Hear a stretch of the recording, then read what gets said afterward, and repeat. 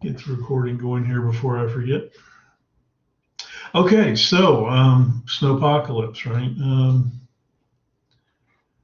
Biggest snow I've ever seen in Texas, and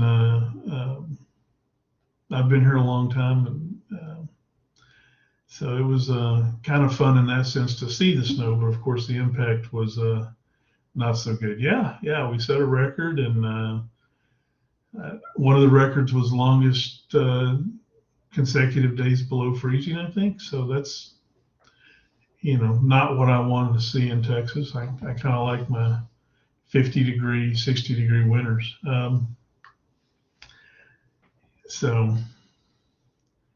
But hopefully everybody's back online and got their stuff working so that they can be here today.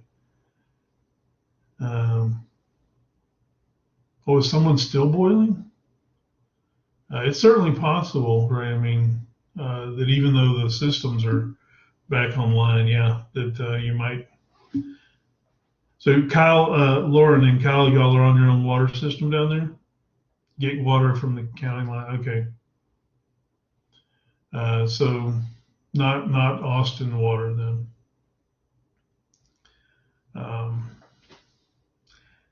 Do you know, is it because of pressure and therefore they can't get yeah. So one of the jobs I had working for the state when I worked for the Commission on Environmental Quality was licensing and regulating all of the water distribution and wastewater distribution and collection sites in Texas. So there's a lot going on there about how we keep good water to our houses from these municipal and county systems. And I'll tell you this, the folks that are licensed in Texas to run your public water systems and your public wastewater systems are probably some of the best trained folks in the United States. We send, there are competitions for these folks, right, for chemical treatment and wastewater treatment and delivery and distribution and all of that. And their Texas competitors are consistently winning awards going to these competitions because of the licensing process they do. So the folks that are telling you, right, it's time for you to boil your water, they're not doing that just to be on the safe side. They know what they're doing. And in a municipality like Kyle, you probably got somebody that's got at least a B license, which in Texas means they've been at it for a number of years and have a lot of actual chemical training in how to do that water work, as well as the distribution side of things. So it's, our water folks are well trained and know what they're doing most of the time, especially in your bigger cities that require higher licensing levels. So when they tell you that, there's usually a good reason for it.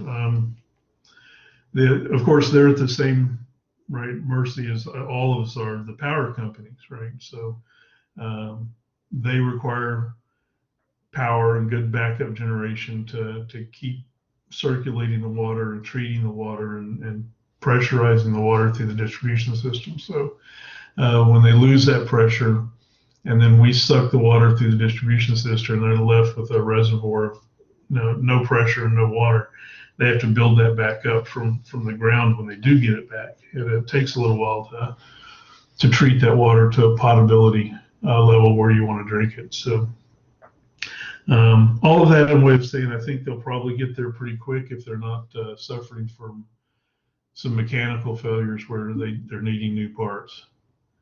What did I think of crews going to Cancun? Well, again, remember, I'm going to temper this by saying that I don't want you to know my political leanings until the end of the semester, because I want to teach the material and not a perspective. But what I will say is that it was a real bad case of optics, right? If nothing else, right, politically speaking, he should have known better than to leave Texas in the middle of a crisis, right? Especially when Congress was not in session and he didn't have to be in D.C. He should have been here, right? And as you can see, he's paying a political cost for that decision, right? People are all over him. So I can be one too, though, Davin. No, it's, so he's, if nothing else, it shows that he's just not putting himself, thinking about himself in the sense of how he's perceived. He's just doing what he wants to do. And that's not a good long-term plan for a politician of any political stripe. So AOC, right? Again, not to pump up one side or be against one side, but she certainly come through on, right, pushing that button and making a political opportunity of that, right? So she saw an open door there and walked right through it with money and for Texas. So yes, Davin, yes, he will. Unless he has more of these kind of political pratfalls, he is certainly planning to run for president again.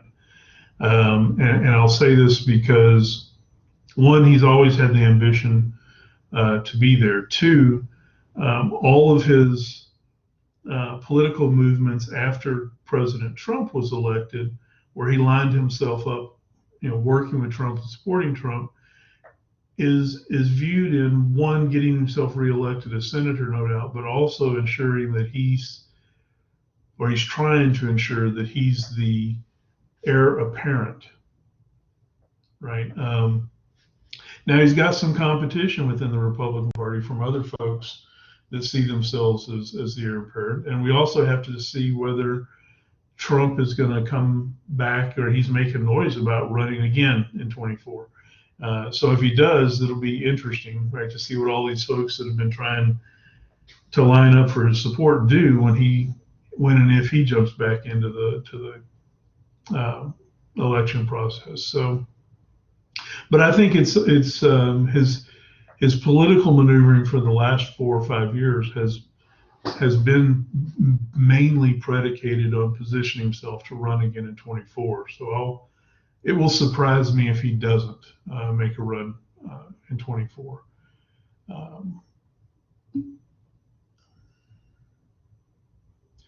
Yeah, they are. One of the Democratic legislators is doing it in his own, not from his political position, but as a private citizen. But yeah, they're trying to use essentially the old KKK law to show that if you believe that Trump incited the riot, if you can make that stick in a court of law, then, right, the insurrection / riot / protest, however you want to describe it, of invading the Capitol certainly did hamper and impede the certification of the election, right? Because they had to, right, leave the Capitol and go into hiding and then come back later.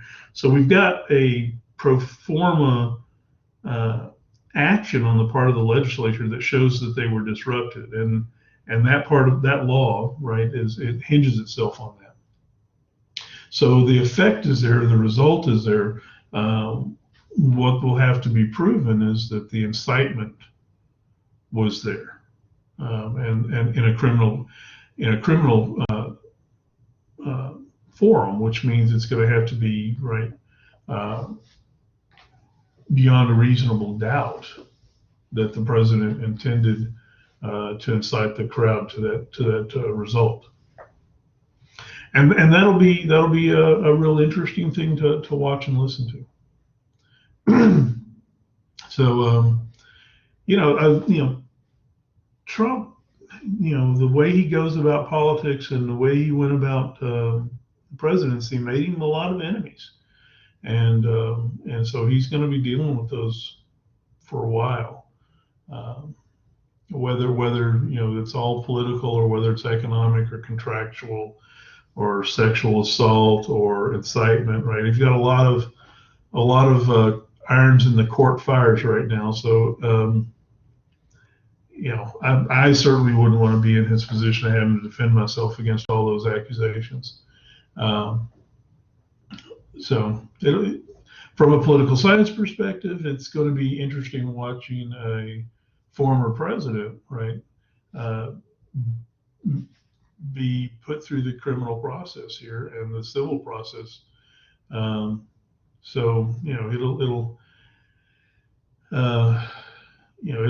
be something for us to watch out, because the impacts of it, if he gets convicted of everything, will be putting other politicians and other presidents on notice, right?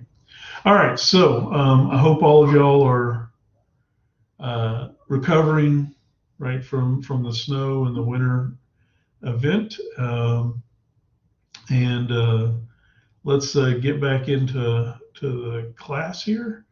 So we finished chapter 3, right? The last lecture on the 11th. You all tested, and so we're going to kick off the next part here. The first thing that I want to do, though, is bring your attention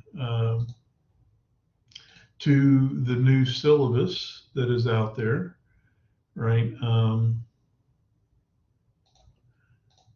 So let me get over there and pull that up for you. Right, we have a revised syllabus. It is got new dates and times, right? See if I can get that to be a little bigger. There we go. So I want to draw your attention to it, right? It is in Blackboard, right? You can take a peek at it, right? Make sure you look at where I have put your new exam dates, right? They've been moved around. Didn't move the paper date, but everything else, due dates have changed, right? So make sure you pay attention to getting those on your calendar. Essentially, what I did to try to avoid changing the course as little as possible is I pushed all of our exam dates and all of our quiz window dates out 3 classes, basically, to account for the days that we missed for snow.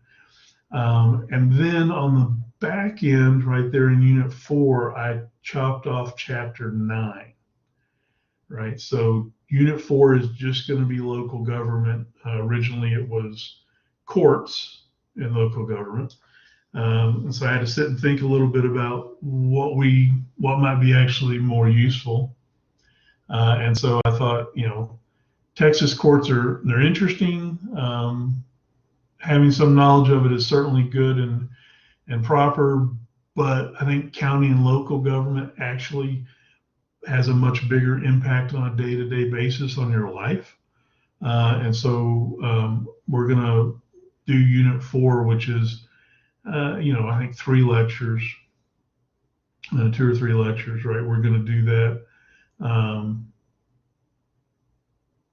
on just local government. So I'm sitting here looking at this, and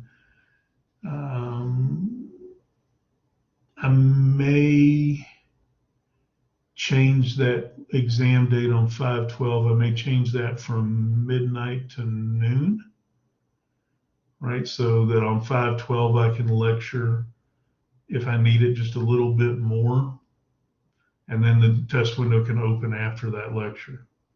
So I may looking at that, I may change that just to be a little more in line with, because I expect I'll probably have to lecture on 5/12. No, it's not 5/12. Our last lecture is on 5/11. So that's good. That'll be fine. Our last lecture is on 5/11. So that won't change. That's good. So you'll have right your last exam starting on the 12th of May. It'll be over just chapter 10. And so I think I also already have gone in, I'm pretty sure, and turned off the quizzes that were chapter 9 quizzes. Although, I might, on second thought, I might put them back in there for extra, there'd still be extra credit quizzes. And if you wanted to read through chapter 9 and take quizzes for some points, I wouldn't have a problem doing that. What do y'all think about that? I just was thinking, we're not going to cover 9. I'll take those quizzes out, but I might put them back in for you. And if you want to put the effort in to read the chapter, then you'll have an opportunity to get some extra credit. Yeah, let's do that, right? There's no reason we can't do that. And that way you can choose how much time you want to put into courts. There won't be anything on the exam. Okay, so exam 4 will not have any court stuff on it. But you can get a few extra credit points from if you put the time in there. So I'll do that. I'm not going to change the syllabus again to do that, but I'll make the quizzes available, and you can run through them if you want. So anyway, right, pay attention here, right? Look at our new schedule, look at our new syllabus. Any questions about what's here? Have I messed anything up that you see? I think I got it, but spend some time with it. Okay, so let's jump over to what we're going to start covering today, which is chapter 4, which is political learning, political socialization. The book calls it political learning. I like to talk about it as political socialization.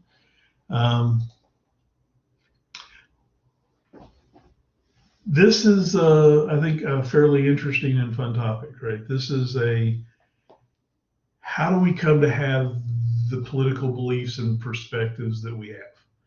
Where do we get these ideas from, right? And in the first chapter, right, when we talked about Hobbes and Locke, I gave you some philosophy and history about these ideas. But what we're talking about now is not how these things are necessarily these big ideas there, but how is it that they get into your head, right? How is it that political ideas, political orientations, political perspectives come to be yours? And the general idea behind political socialization is that there are certain agents, right? There are certain elements of our society that pass this information along to you, that transmit perspectives and expectations and ideas to you. And so your political orientations, while they are probably unique to you as an individual, the basis for them, the big ideas, maybe a lot of the actual values that you hold come from interaction with other folks and other institutions, right? So the political socialization, or the process by where we acquire our own political orientations, come from, probably 5 or 6 different elements in our society. I like to focus on 3. Right? And the 3 I think that are the most important, they're here on this slide in order of importance, right? From most important to least important. And the first element, or the first agent of socialization that impacts us the most, that has the most effect on where we're coming from and what we believe, is our family, right? Which should not be a shocker or surprise, right? Oh, that's interesting, Lauren. That's pretty cool.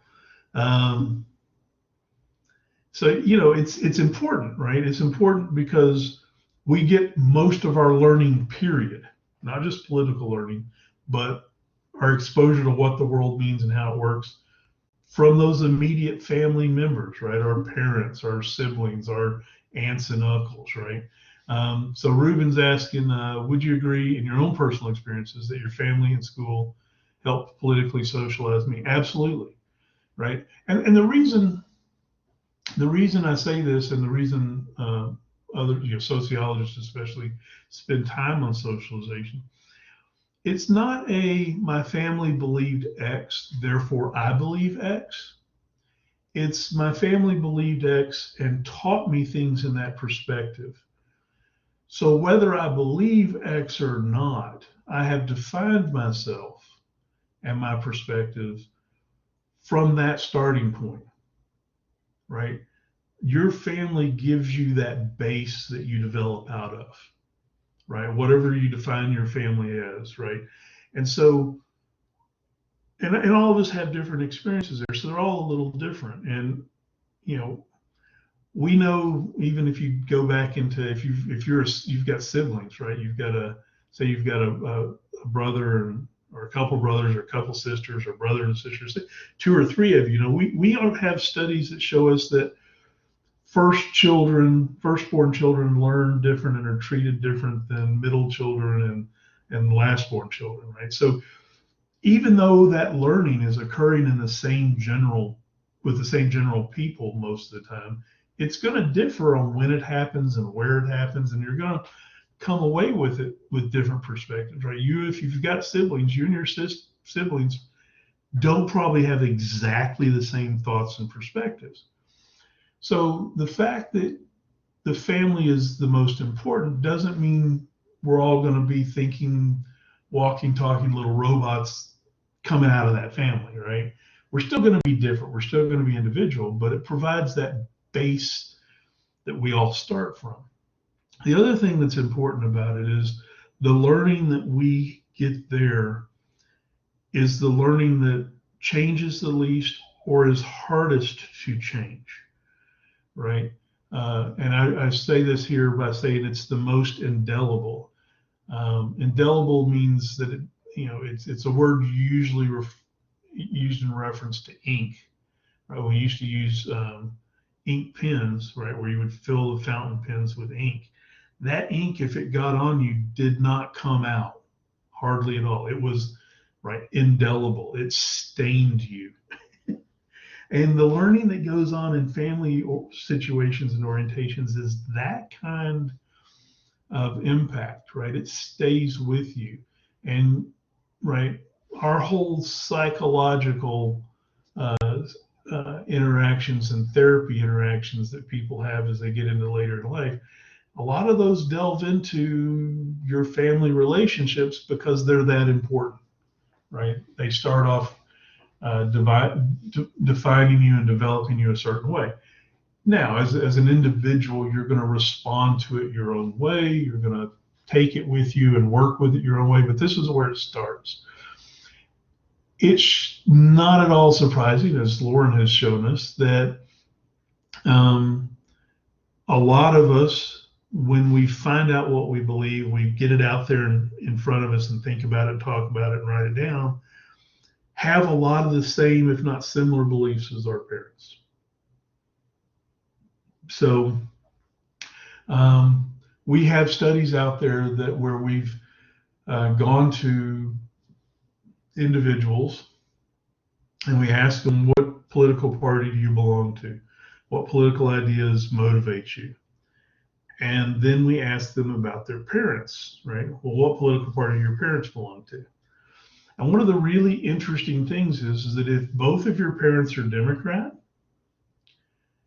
about 80%, 85% of the children that grow up under a two Democratic Party parent family are also Democrat. If you grow up with two parents that are Republican, about the same percentage of children are Republican, right? 8 to 8.5 out of 10 of the children that come out of a family unit that is of the same political persuasion, their children carry that persuasion with them. And interestingly enough, in families where one parent belongs to one party and the other parent belongs to the other party, the children come out of that, right, kind of broken up evenly across political perspectives. So no shock, right? I mean, it's that blatant. Now that doesn't mean, right, obviously there's 15% or so of the folks that come out of a two-party Democratic household and are Republican, right? It doesn't prevent you as an individual, obviously, from going your own way, but it does carry a lot of weight. So most of the learning politically we get, most of the exposure we get to politics and how to think about it, based first from our family exposure and our family learning. The second most important element in this kind of political learning, and self-serving in this case, right, is schools. Right? We spend a lot of time in school. We spend a lot of time in that learning environment with our friends. And if we're lucky enough, we get to go through school with the same core cohort of friends. And that matters too, right? And governments understand that schools are a place of socialization. So governments explicitly use schools to pass along what governments want you to think about government, right, and about politics. Hence this class, right? The whole idea that we're going to teach you some about civics and government and how government works and what a citizen should think and what it means to be in a democracy. All of those are things that our government wants you to learn and wants you to value. Right? If you go to another country that's not democratic, but is, socialist or is communist or is a dictatorship, they're going to be socializing in their schools to get their children there to think that their form of government is good and right and proper. Right? One of the ways I always think about this, right, is you have right these big archetypal confrontations between countries that are socialist or communist and those that are democratic or republican, and we have wars, right, and people go and fight each other and are willing to die for their country, right? That's a real deep-seated, right, perspective on how they've been socialized to think that their country and that identification has value, and they're willing to fight for it.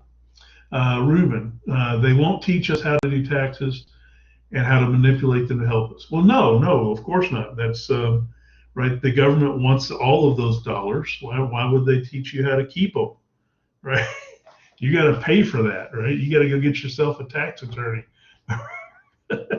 Right, who knows the forbidden knowledge that Vern is talking about there, right?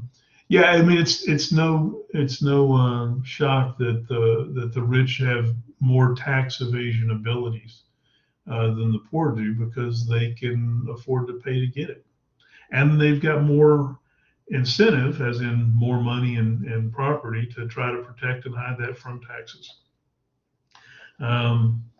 Those things are still eligible. Those practices are still eligible for everyone, unless the tax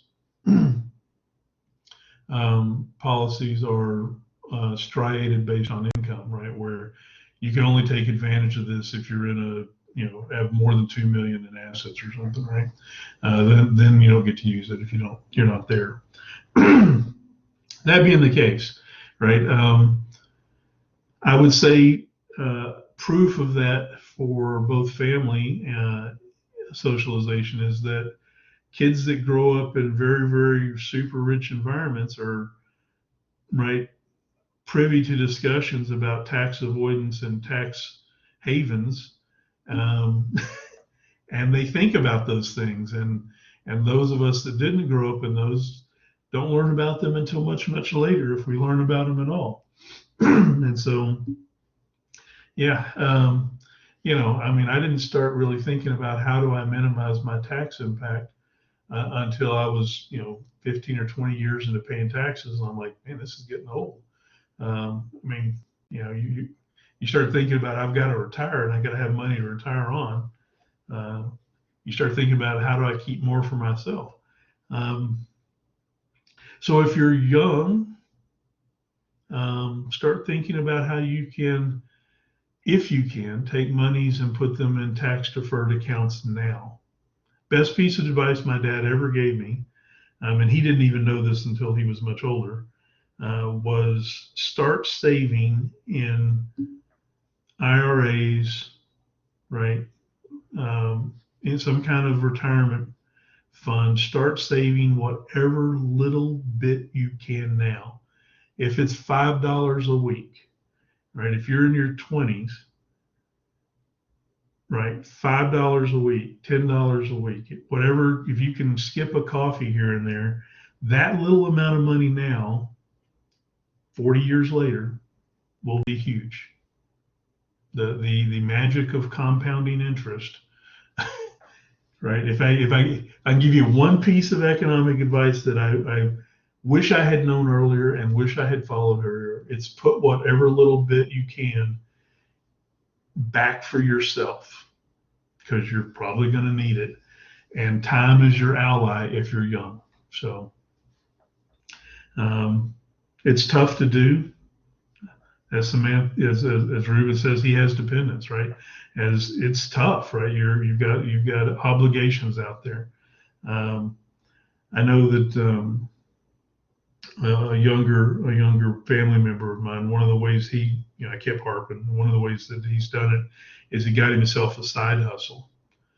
And his side hustle is simply to put money, right? The profits of that side hustle go into expanding the side hustle and investing in his retirement.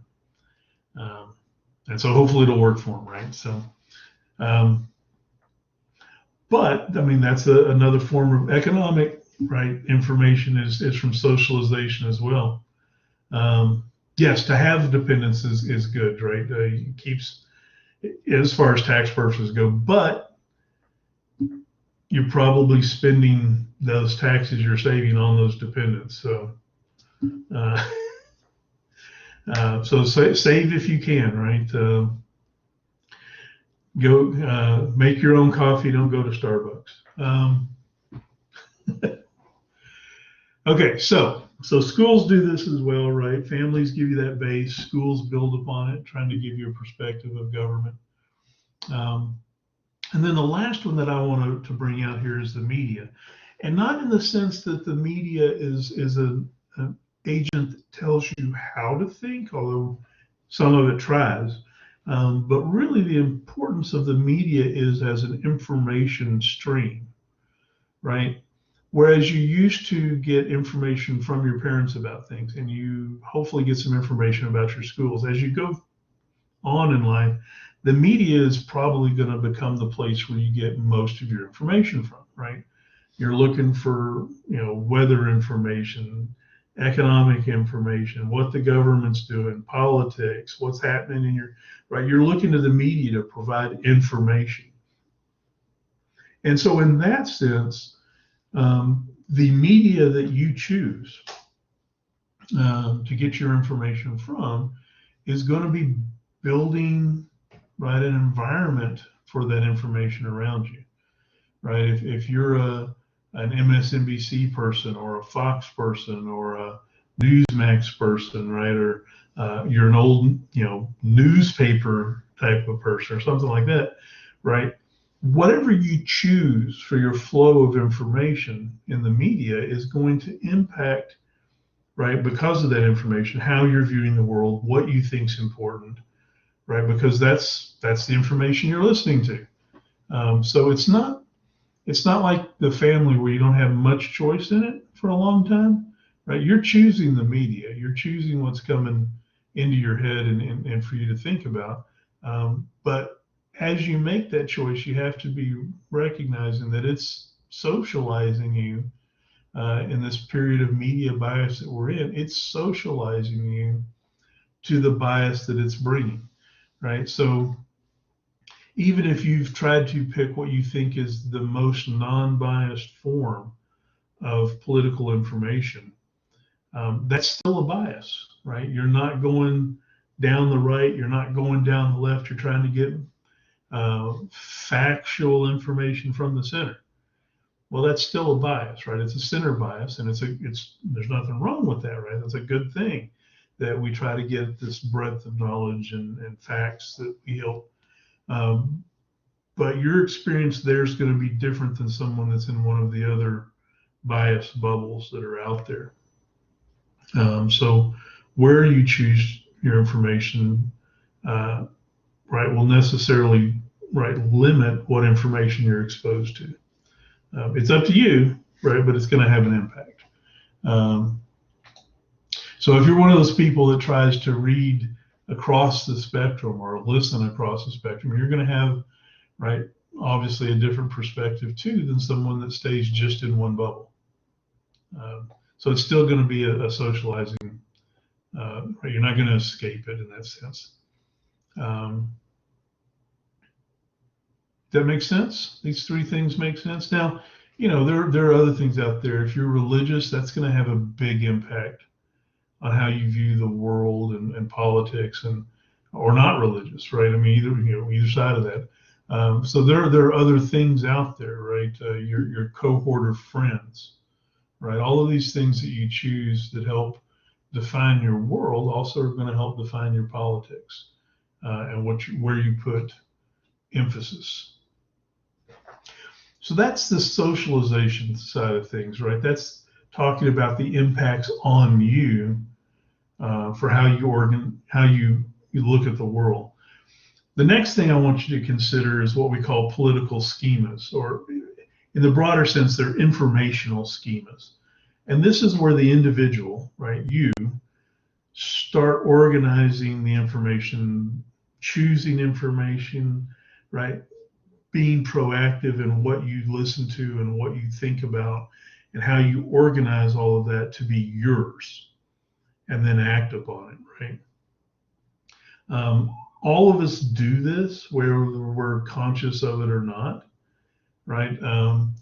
If you've ever been sitting watching a movie or a TV show or the news or something, or listening to, choosing your medium, and something comes on and you hear it and you're just like, no, that's just, that's wrong. And it kind of torques you off a little bit. So you change channels or you change stations or whatever. Or I'm not going to read that, right? You've just made an organizational decision about information.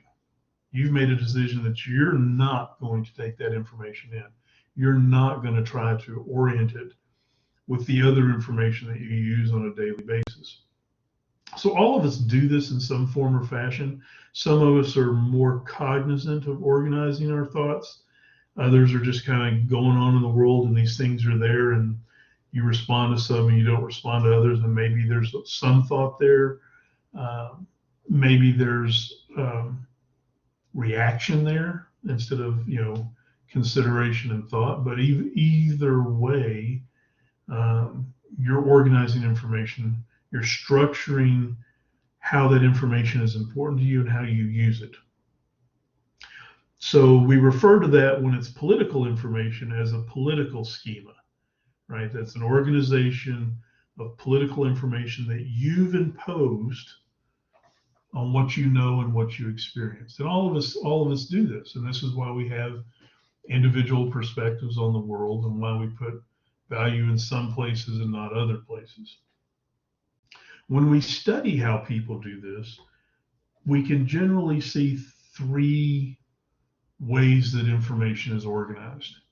And it's organized and presented in this case on levels of sophistication. And this list here of three political schemas are from least sophisticated to most sophisticated.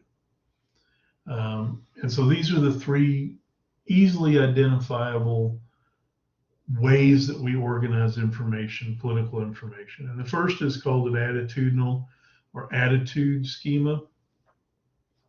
And this is a real individualistic, reactionary perspective on politics and government. About 20% of us, right, have political information come in and we react to it. We have a feeling, we have a gut instinct about it. We have an attitude toward the information.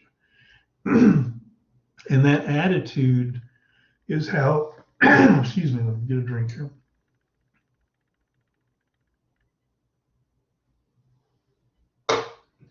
That attitude provides the organization for our decisions. So we hear something or we see something, right? We read something and we go, yeah, I never have liked that approach, right? there's not necessarily a whole lot of self-reflection happening there, right? Um, it's an attitude, it's a feeling, it's a belief. And about 20% of us approach politics just from this kind of perspective, right? You hear something, you react to it, it's like, oh, that's never right to do that, right? Or that's happened to me before, and I think that's wrong.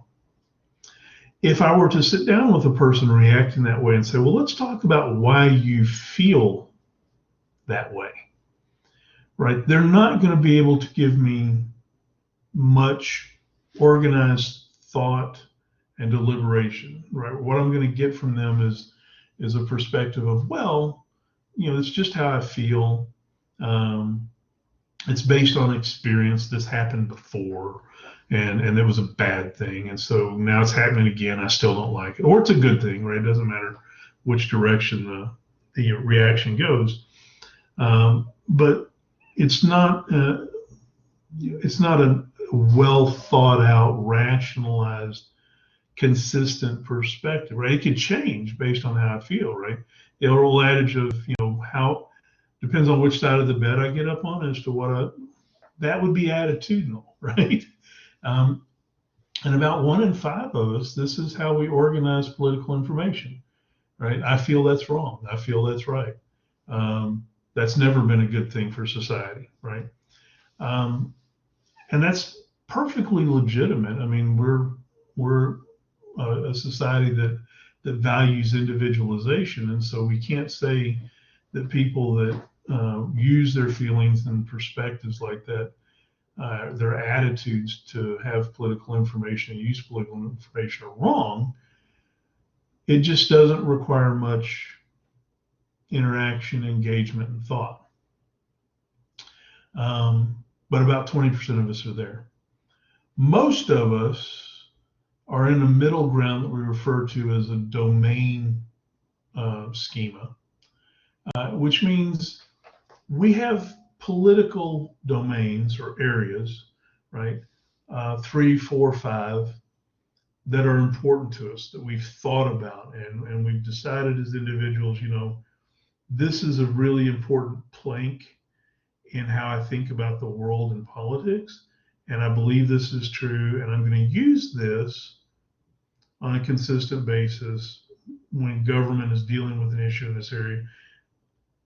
I'm going to use my knowledge and my experience and my reading to inform myself on that, and I'm going to have this belief, right, resting upon those thoughts and consistent ideas.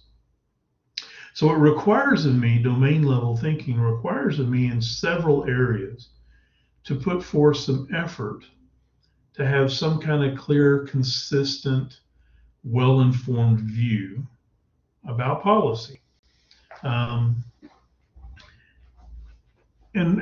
we do, most of us do this, right? About 75% of us approach politics from a perspective of here's what I believe, here's what I think is important on those policies. And then other political issues that come to us, right, are evaluated in a sense from those political areas. So I could have an opinion, belief, that I've researched on, say, gun ownership and private property and individual rights and, say, abortion, right? And I've put some time and effort on those 4 thoughts, and I'm going to use those as the main filters for anything else that comes up. And if something comes up that doesn't fit in one of those areas, I'm going to have to either stop and think about it, maybe fall back on some attitudinal, I just don't like it, or use a proxy system of, well, that's kind of like this domain I have consistent beliefs about, so I'll evaluate it from there. And that's pretty good, right? I mean, that's us trying to at least be proactive and put some facts and figures and beliefs together to have some consistent perspectives on big issues or big ideas, which means when we engage politics, we vote, we run for office, whatever, we're probably going to bring that consistency with us to how we vote, to who we support, to what policies we want.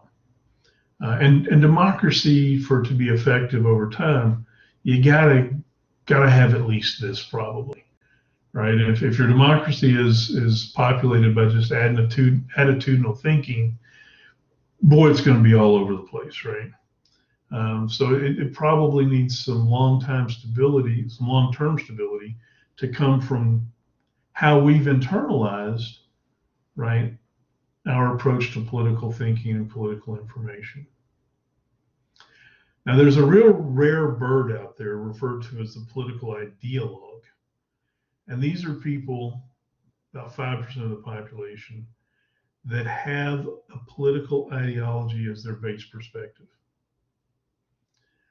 which means they have sat down and thought not about issues, policy areas, but they've thought about government, and they've thought about society, and they've thought, right, they've studied, what they think is the goals and orientations and beliefs of different governments and societies. And they've come to a conclusion that this perspective is the way to look at government, which might be something like from a conservative ideology or a liberal or libertarian or populist ideology, right? They've come to have a belief that government has these goals, or government shouldn't be used, or if it is used, it should only be used here or there, right? And once they make those decisions about the proper role of government and politics and individuals in it, then as political issues come to them, they have a very consistent set of beliefs that's putting up a consistent filter for these issues. And so they evaluate all of this from their conservative perspective or their libertarian perspective, right? Whatever it is, as an ideology that they've understood and ingrained. And so these folks are going to, right, not be looking at, oh, I feel this way about that. No, they're past feeling. They've done all the background work. They've done all of the preparing the soil and everything. They have, right, grown an ideology that provides them with a perspective view on the world. And so when political issues come up, they already know how to look at it, right? Oh, this is an issue that has to do with individual freedom and government restraint, and government practice in this area is something that I think that is less important than individuality and freedom. Therefore, I'm going to be against it. Regardless necessarily of what the topic, the actual issue was, right? They're going to evaluate it based on these underlying sets of ideas and filters that they've put into place. That's an awful lot of work. I don't do that. I would love to think that I'm that organized about my political thoughts, but these folks are interesting to run into, right? Because we would refer to them as iconoclastic in a sense. They know what they think, and they know why they think the things they think, and they're consistent from day to day to day, right, on those issues because they've put this together and they have a consistent ideology. Again, only 1 in 20 of us, 5%, right, get to this level of consistent, well-formed, right, position taking and belief structures with our information. We just don't put that kind of work into it usually. But when you run into somebody like this, you'll know it. If that's not you, if it is you, you'll know it, right? Because you'll know you had the work you had to put in to get to that position. A lot of us like to think we're ideologues. We're really domain level. We've got a couple big things that motivate us, and we let that inform us on everything, and therefore we think we're ideological. We're not as much as we think we are, right? So we've chosen the label, and we probably go with it most of the time, but we probably haven't really sat down and dug through it all of the way, like a true ideologue would. Does this make sense?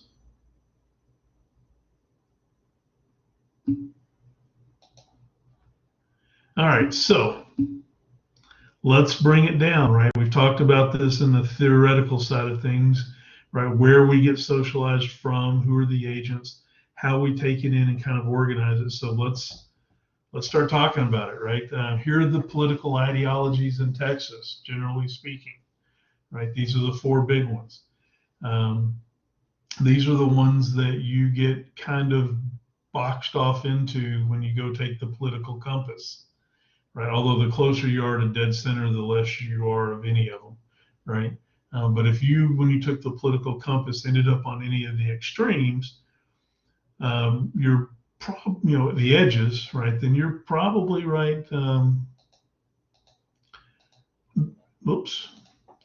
Probably right closer to being an ideologue than some people are. Right, those of you that are in the center, right, might consider yourself a conservative or a liberal or something. You may be a little bit on that away from the center, but if you're on the far edges, you know you are. Right. So let's talk about them. Let's describe and talk about the four ideologies first, and then we'll bring it down and plop it on the political compass. So I'm going to start with the two that are the easiest to understand because they are the most extreme in their political thought. And in that sense, they are the clearest, right? They have the least amount of confusion about what they stand for. So the first two we'll talk about are libertarians and populists.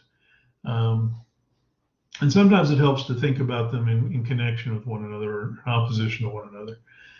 Libertarians, we have, a long, more than a century, 150, 160 years worth of libertarian political thought in Texas, right? This is, anytime you have a huge emphasis on individualism, you've probably got a lot of libertarian thought surrounding that individualistic values.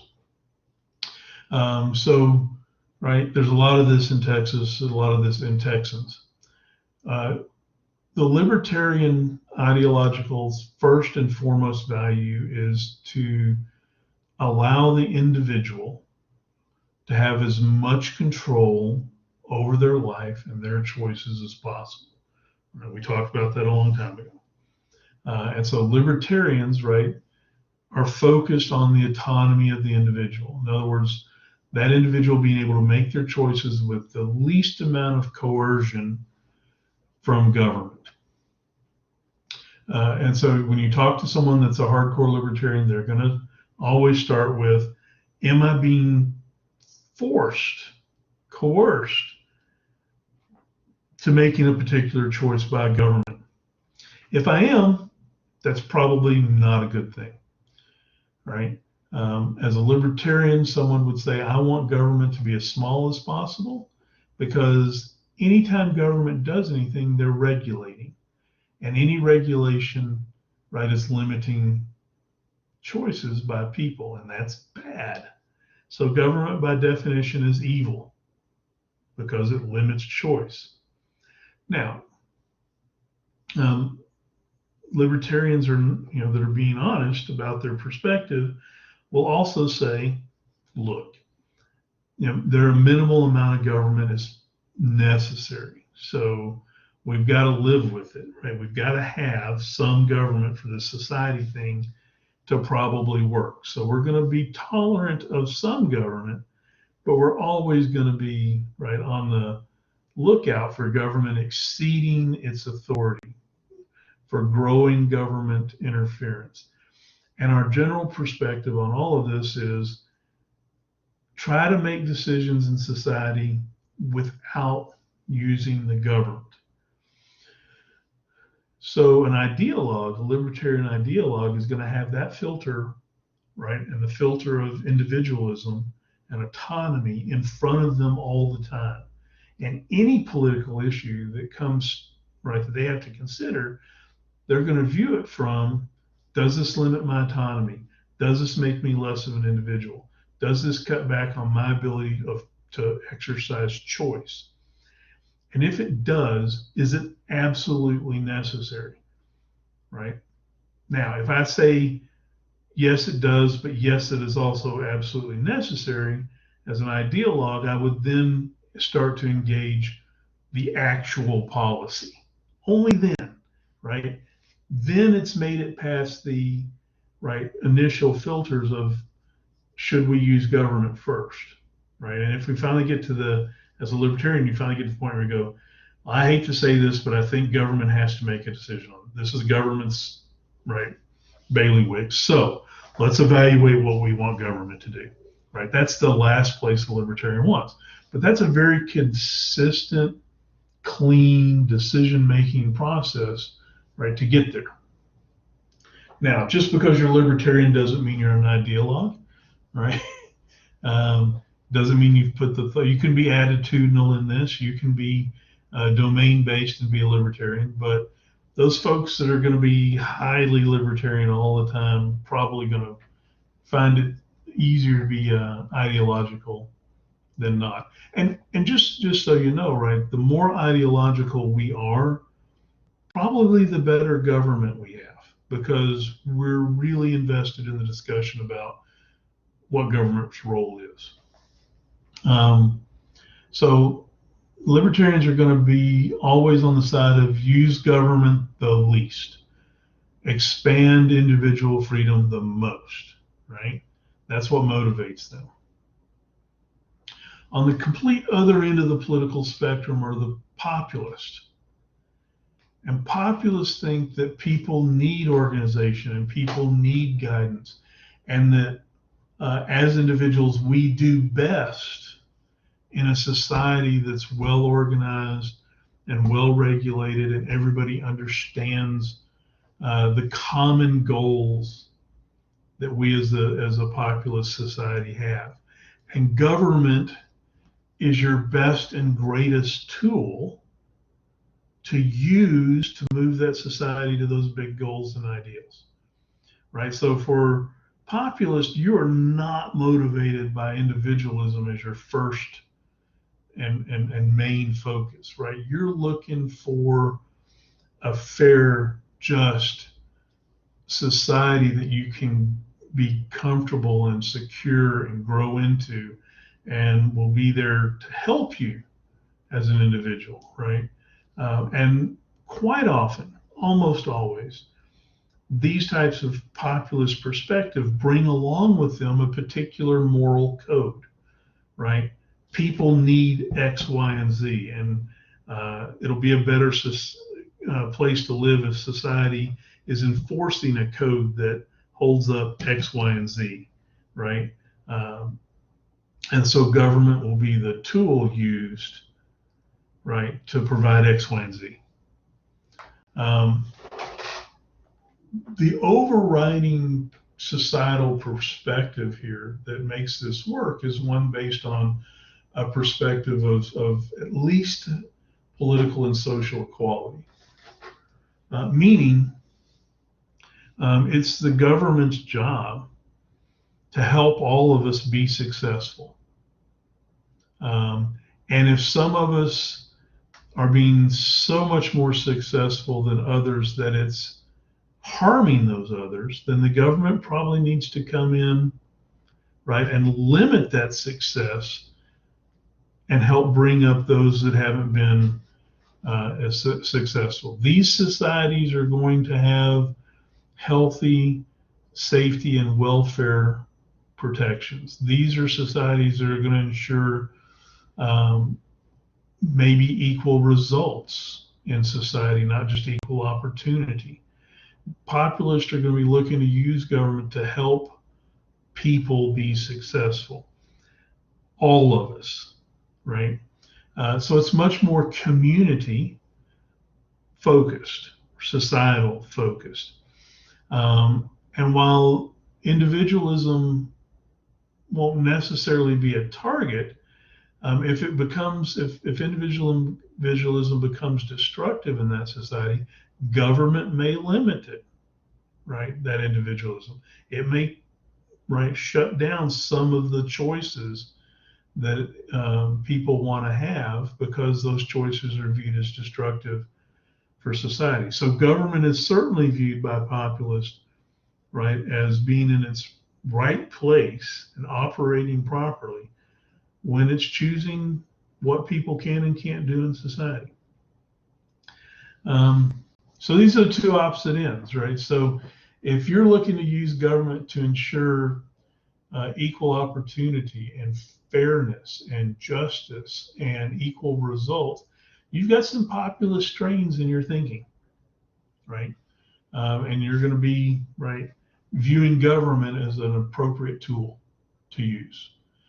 This especially becomes evident when we look at how the government gets involved with the economy. And libertarians or populists are great examples on opposite ends of this issue, right? Because populists look at a free market economy, look at capitalism and go, look, free market economy, this capitalist approach to things is really, really successful, right? It generates opportunity, it generates high results. People can be really successful and do well in it.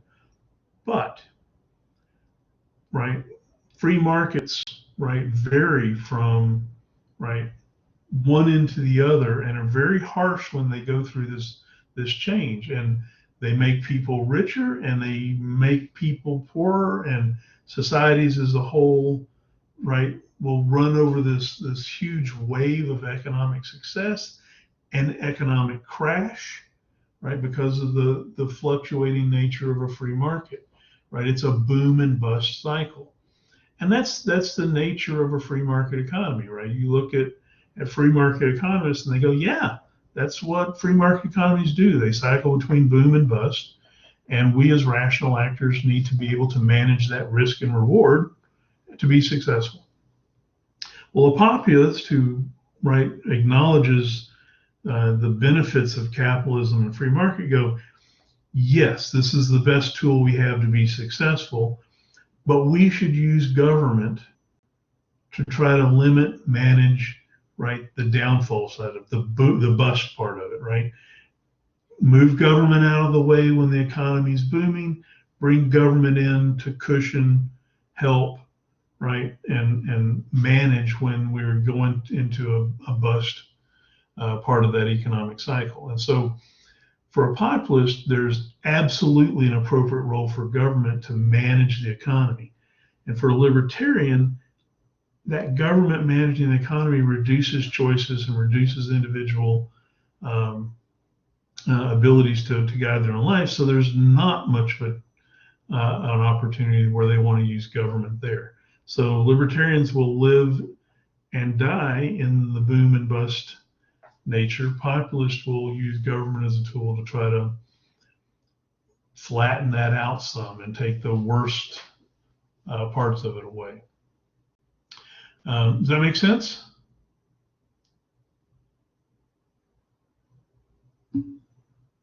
Any questions about these two? All right. So let's talk about the folks that are confused in the middle, the liberals and conservatives. Right?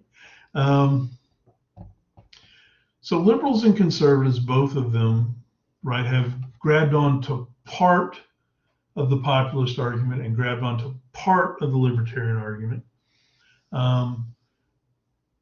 And because of that, their ideologies are not very clear.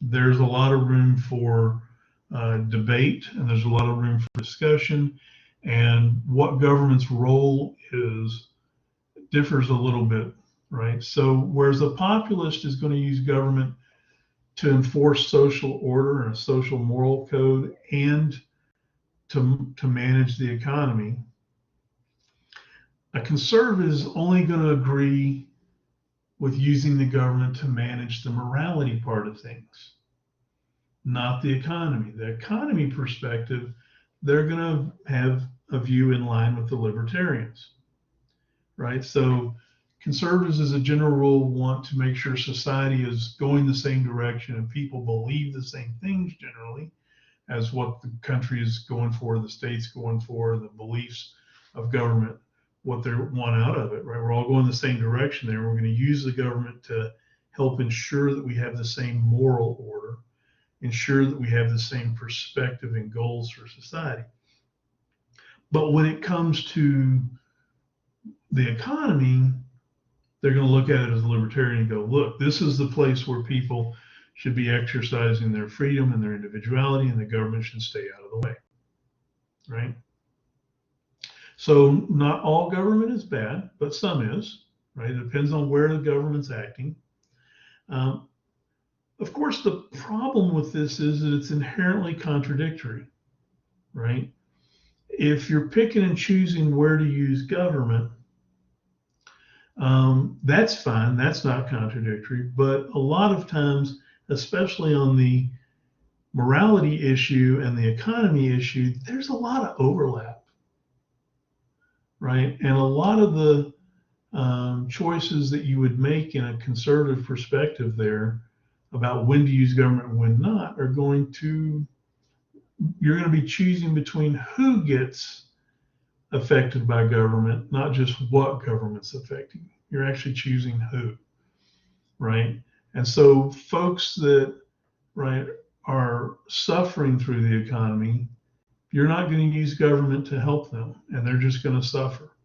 But as long as they have the same social beliefs as you, you're all good with that, right? As long as they understand that government's only supposed to be used over here, and that if you're failing in this other area that government's not supposed to work in, well, that's because of your bad choices, and you shouldn't expect help from the government there. On the other side of that, if you're being successful in that individual economy kind of perspective, you're going to be trying to keep the government away from that tax avoidance thing we talked about earlier. That's where this will come into play, right? So your conservative perspective provides a line about what government action is appropriate and what government action isn't appropriate. So populists want government action all the time. It's the best tool to use all the time. Conservatives will use it to provide social order, but not public order, but not social equality. Libertarians are like, don't use it. Try not to, ever, right? And then you swing on around. I mean, and so conservatives in that sense are not wanting to promote equality, right, and social equality. But they do all want us working equally in the economy and making our choices there without governmental influence. Liberals flip those two elements around. Liberals want to use the government to manage that economy and take some of the swing out of that, the ups and downs of a market economy of capitalism, but they don't want to use government to enforce a single moral code in society, right? They want individuals to have the ability to have control over the morality of their own life and use government as a tool to manage the inequities of a capitalist economy.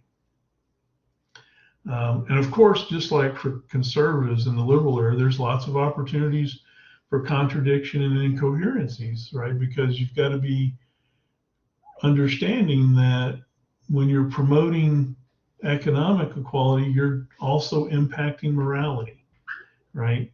If it's incumbent on us to control the vicissitudes of an economic system that swings both ways, right? Hard to boom and hard to bust. And we as individuals, right, want to control that so that it's, right, more fair. Then we're bringing that government into a place where it's also going to be, as we do that, giving a moral lesson, right? That people shouldn't be treated as just part of the economy, right? They're more than that. We should tampen, right, the economy down in the sense where it could impact somebody adversely, which means taking opportunities and decisions away from other individuals usually, right?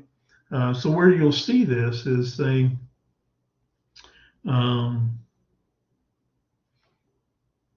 we've got a debate right now over student loans and whether the government, right? We've heard folks from the Bernie side and the AOC side, Democratic side of things, come in and say, the student loan hierarchy and design is patently unfair, and people have been taken advantage of.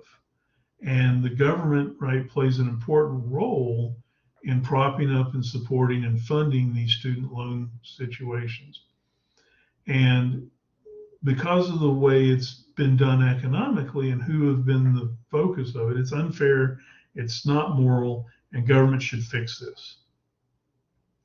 And have an obligation, right? And so they're actually debating forgiving educational student loans in some cases, or forgiving a certain amount of educational student loans.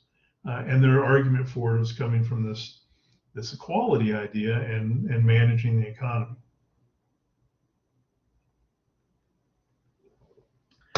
Populist and liberals, right? Liberals first and populists secondarily, could certainly come into agreement on this. Yeah, I wish anyway. So as someone that's taken loans and did extended school, I could have used some forgiveness.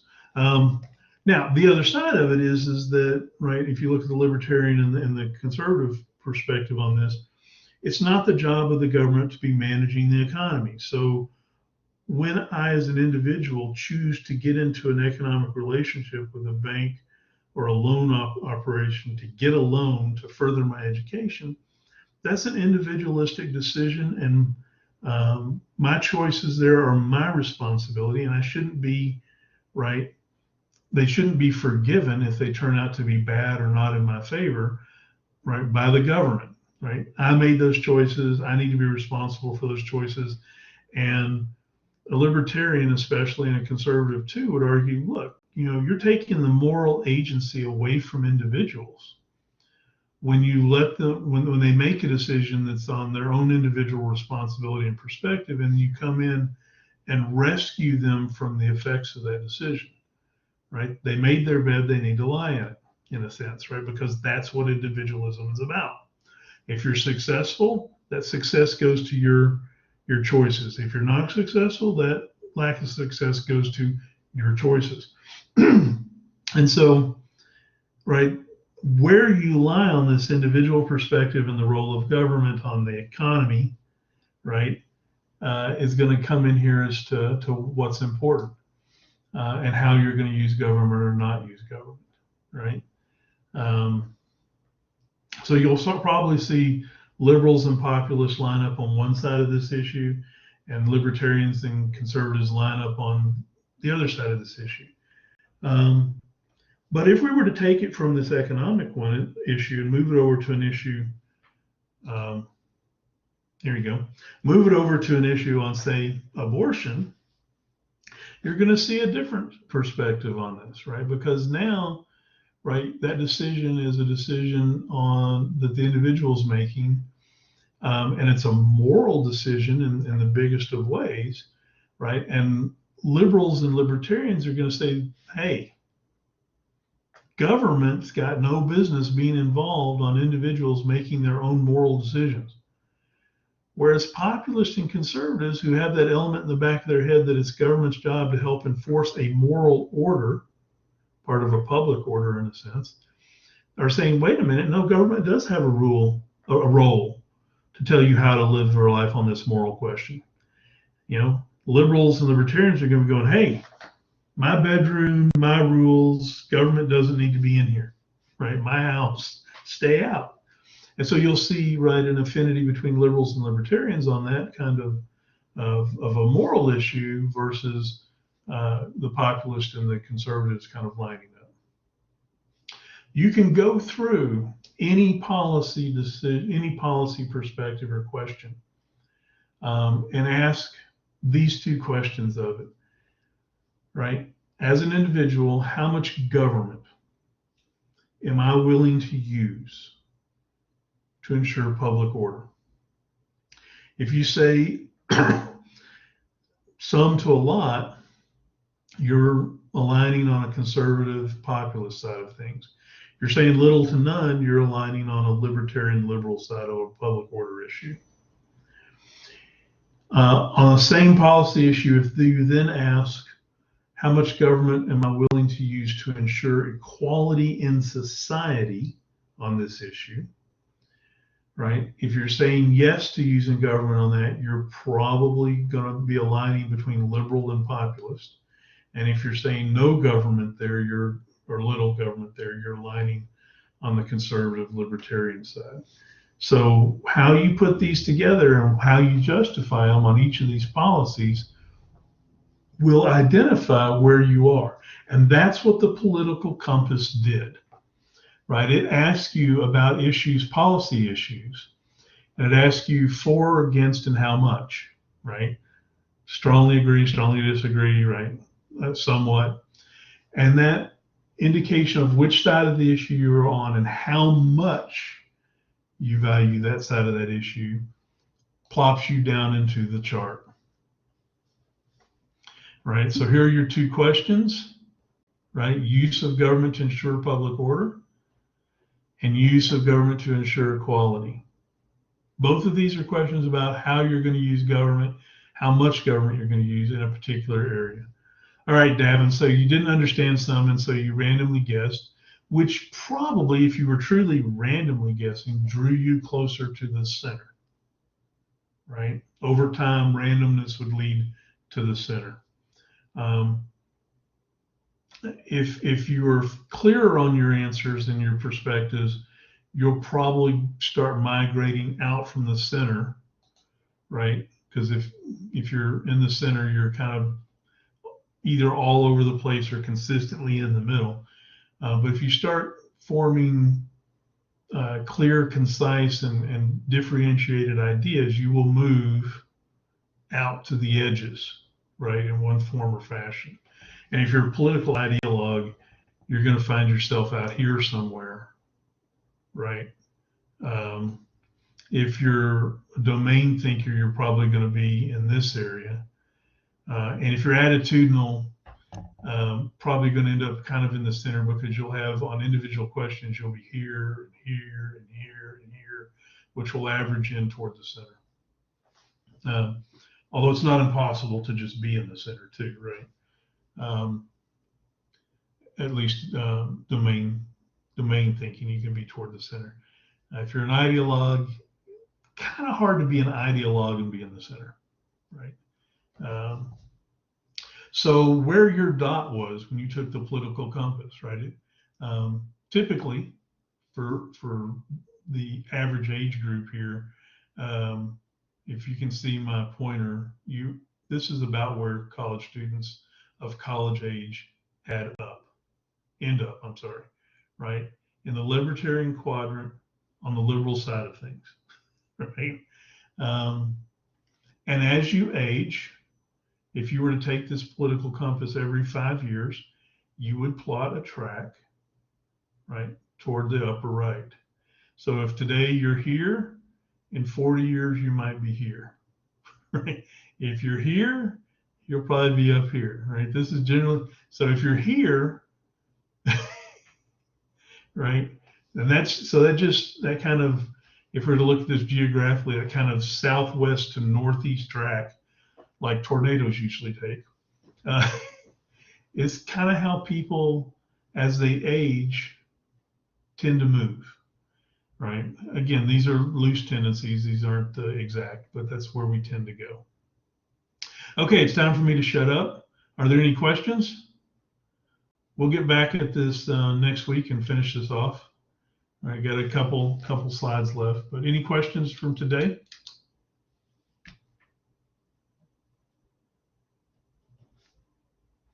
All right, guys. See y'all next week. Hope you have a good weekend, and we'll get back together next Tuesday.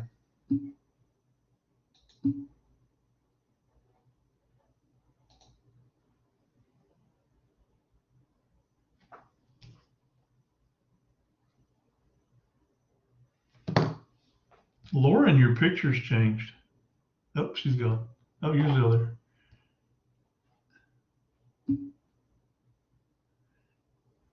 That looks like a happy photo. Very good. Finally figured it out. All right. Have a good weekend.